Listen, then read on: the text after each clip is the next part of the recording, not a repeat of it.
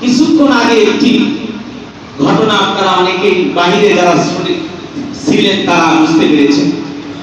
আমরা ভাই হিসেবে লজ্জিত, আমরা আমাদের বোনের নিরাপত্তা দিতে পারি নাই। আমাদের বোন নিষ্পা আসিয়া দীর্ঘদিন হাসপাতালে চিকিৎসাধীন থাকা অবস্থায় আমার এই বোন 8 বছরের শিশু, মাগুরার সেই শিশু কন্যা কিছু সময় পূর্বে তিনি ইন্তিকাল করেছেন। ইন্না লিল্লাহি ওয়া ইন্না ইলাইহি রাজিউন। যেই বোনটিকে ধর্ষণ করা হয়েছিল এই আসিয়া নিষ্পাপ ছিল। একটা শিশু কন্যার উপরে যারা ধর্ষক হিসাবে ঝাঁপিয়ে পড়েছিল এদের কোনো পরিচয় নাই। ধর্ষকেরা কখনো ভাই হতে পারে না, ধর্ষকেরা কখনো বাবা হতে পারে না, ধর্ষকেরা কখনো মানুষের পর্যায়ে পড়ে না। রাস্তার কুকুরও যেমন এই ধর্ষকদের চরিত্র যেমন বরাবর টিকে।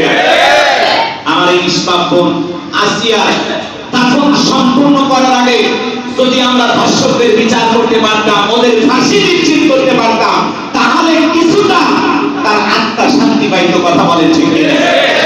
কিন্তু আমরা দুর্ভাগা হতভাগা জাতি, আমাদেরকে এখনো 90 দিন অপেক্ষা করতে হবে, 180 দিন অপেক্ষা করতে হবে, 15 দিন লাগবে তদন্ত করতে ঘটনা কতটুকু সত্য।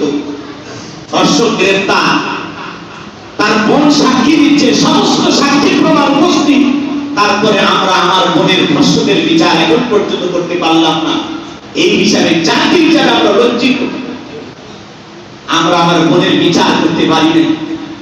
কলিজাটা ফেটে যায়। আমার বোন আসিয়া, হতে পারে সে আপনার মেয়ে, হতে পারে আপনার বোন। আজকে সমাজে নিরাপত্তাহীনতায় আমরা ভুগতেছি। ছোট ছোট বাচ্চা, কন্যা, শিশু, তাদের পর্যন্ত নিরাপত্তা নাই।